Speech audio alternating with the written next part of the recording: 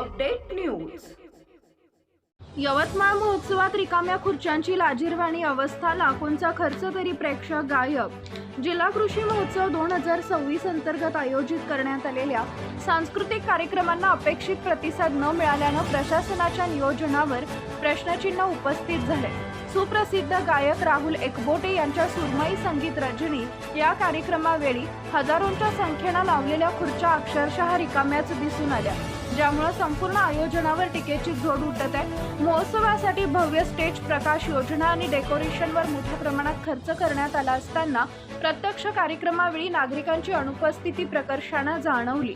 एवढंच नव्हे तर महोत्सवात विविध स्टॉलधारक व काही अधिकारी वर्गानेही या कार्यक्रमाकडे पाठ फिरवल्याचं चित्र दिसून आले। यामुळे एक मोठा प्रश्न निर्माण झाला, शासनाचा लाखो रुपयांचा खर्च नेमका कोणासाठी? महोत्सवाचे ठिकाण बदलल्याने आणि अपुरी प्रसिद्धी झाल्याने नागरिकांपर्यंत कार्यक्रमाची माहिती पोहोचलीच नाही, अशी चर्चा नागरिकांमध्ये होत आहे। अनेकांना यवतमाळ महोत्सव नेमका काय आहे याचीही माहिती नसल्याचं वास्तव समोर येत आहे।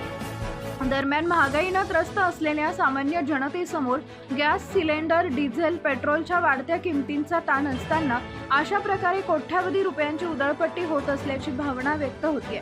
शेतकरी व नागरिकांनी या महोत्सवाकडे पाठ फिरवल्यामुळे संपूर्ण उपक्रमाचा फज्जा उडाल्याचं चित्र स्पष्ट झालंय। पालकमंत्री संजय राठोड व जिल्हाधिकारी विकास मीना यांच्या संकल्पनेतून आयोजित या महोत्सवाला अपेक्षित प्रसिद्धी न मिळाल्याने आणि नियोजनातील त्रुटींमुळे हा उपक्रम नागरिकांपासून दूर राहिल्याची टीका होतीये। मोजक्या हितसंबंधी गटांपुरती प्रसिद्धी मर्यादित राहिल्याने व्यापक जनसंपर्क साधण्यात प्रशासन अपयशी ठरल्याचा आरोपही होतोय। यामुळे भविष्यात अशा मोठ्या कार्यक्रमांचं नियोजन करताना ठिकाणाची निवड, प्रसिद्धी अभावी प्रभावी प्रसिद्धी आणि जनसहभाग यावर विशेष भर देणं गरजेचे असल्याची मागणी नागरिकांकडून होत आहे।